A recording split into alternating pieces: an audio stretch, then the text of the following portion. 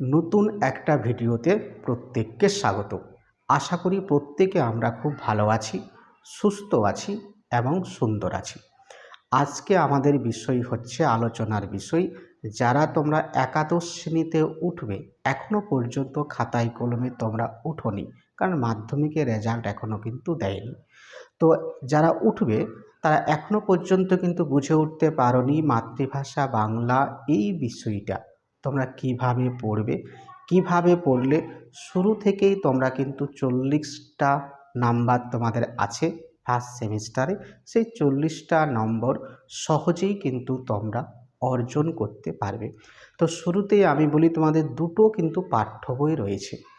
একটা হচ্ছে গল্প কবিতার মূল বই এবং আরেকটা হচ্ছে শিল্প সাহিত্য সংস্কৃতির ইতিহাস, বা সংক্ষেপে যদি আমরা বলি বাংলা ভাষা ও সংস্কৃতি। ঠিক আছে, তো প্রথমেই কিন্তু গল্প কবিতা বই থেকে কত নাম্বারের কোশ্চেন এবং ভাষা, ওই যে আরেকটা বই আছে ভাষা এবং সাহিত্যের ইতিহাস, এখান থেকে কত নাম্বারের কোশ্চেন আসবে এই বিষয়টি, তারপরে কিভাবে শুরু থেকে পড়বে, কিভাবে পড়লে তোমরা 40টা মার্কস সহজে কালেক্ট করতে পারবে, সেই বিষয়টা একটু পরে আসছি।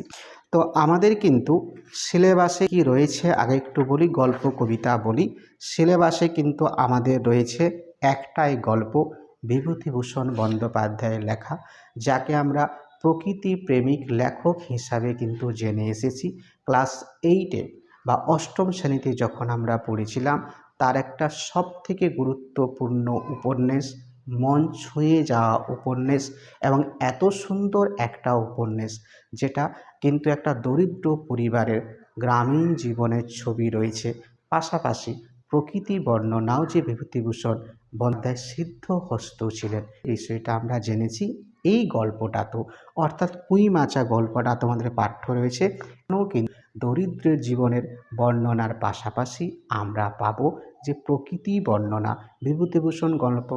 বিভূতিভূষণ বন্দ্যোপাধ্যায়ের গল্প নির্মাণ যে শৈলী, একটা আলাদা স্টাইল বা আলাদা শৈলীতে তিনি রচনা কিন্তু করেছেন গল্পগুলি। যে কটা গল্প আমরা কিন্তু তার পাবো, সেখানে যে প্রকৃতি বর্ণনা, এত সুন্দর গাছপালার নাম, আমরা অনেক গাছপালা প্রকৃতিতে, অনেক তো গাছপালা অনেক কিছু রয়েছে, সব নাম কি আমরা জানি না, এমন অজানা নাম তিনি কিন্তু ব্যবহার করেছেন যেগুলো আমরা প্রথম কিন্তু শুনবো। ঠিক, তো সেই পুঁইমাচা গল্পটা তার পাঠও রয়েছে।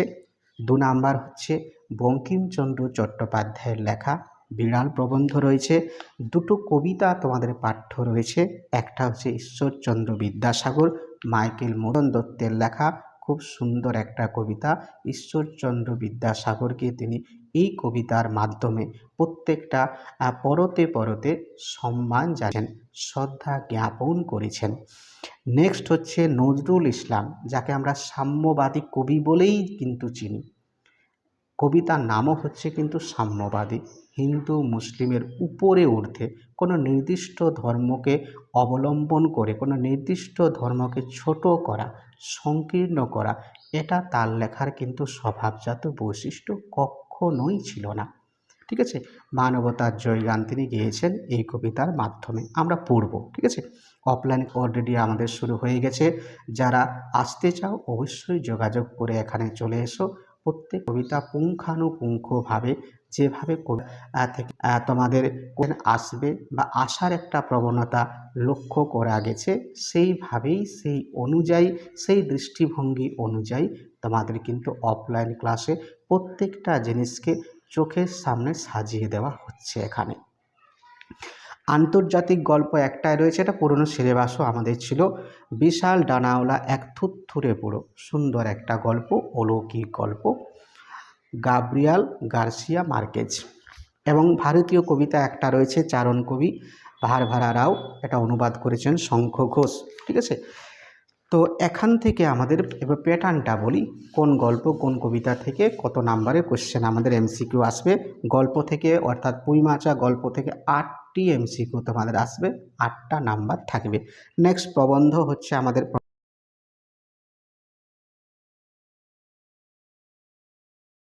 কবিতা থেকে দুটো কবিতা মিলে 5টি কিন্তু এমসিকিউ থাকবে, ঠিক আছে। নেক্সট হচ্ছে আন্তর্জাতিক গল্প, ভারতীয় কবিতা, একটা রয়েছে, সেখান থেকে 5 নাম্বারের কোশ্চেন থাকবে। আর আমাদের আরেকটা যে বই আছে অর্থাৎ ভাষা, সেখানে ব্যাকরণ কোনো কিছু সিলেবাসে কিন্তু নেই। যেরকম মাধ্যমিকে আমরা কারক নির্ণয় পড়ে এসেছি, কিংবা হচ্ছে সমাস নির্ণয় করো, কিংবা বাক্য পরিবর্তন করো, কিংবা বাচ্য পরিবর্তন করো, এইগুলো এই ক্লাস 11-এর সিলেবাসে এখন কিন্তু নেই, ঠিক আছে। তাহলে ভাষার উৎপত্তি আছে, লিপি আছে, এই সংক্রান্ত কোশ্চেনগুলো এইগুলো আমাদের সিলেবাসের মধ্যে আসে।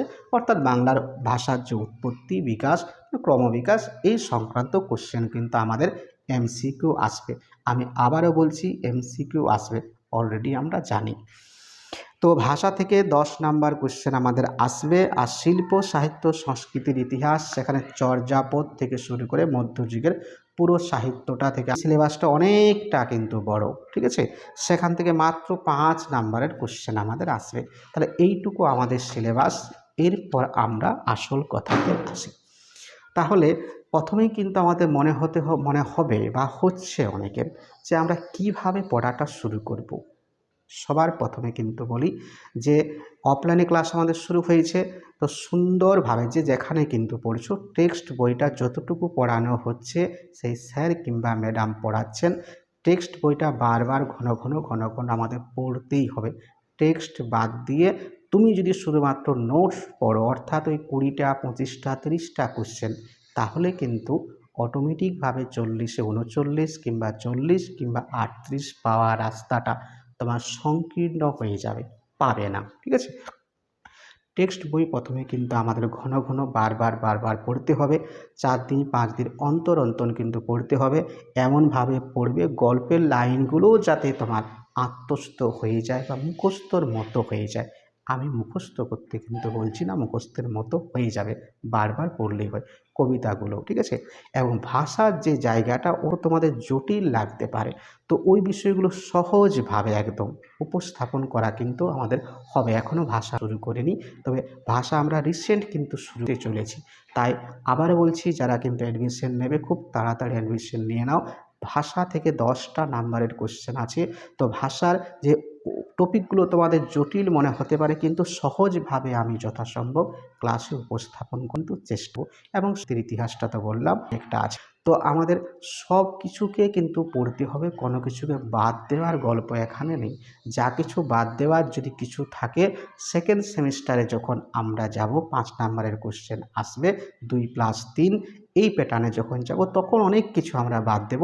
তখন কিন্তু সাহসিকতার সঙ্গে কিংবা দুঃসাহসিকতার সঙ্গে আমরা সাজেশন করব, ঠিক আছে। এখন ফার্স্ট সেমিস্টারে সাজেশনের কোনো গল্প নেই, সাজেশন করার কোনো জায়গাও নেই। সব কিছু পড়তে হবে, প্রচুর কিন্তু মক দিতে হবে, প্র্যাকটিসে থাকতে হবে, লেখা প্র্যাকটিসে থাকতে হবে।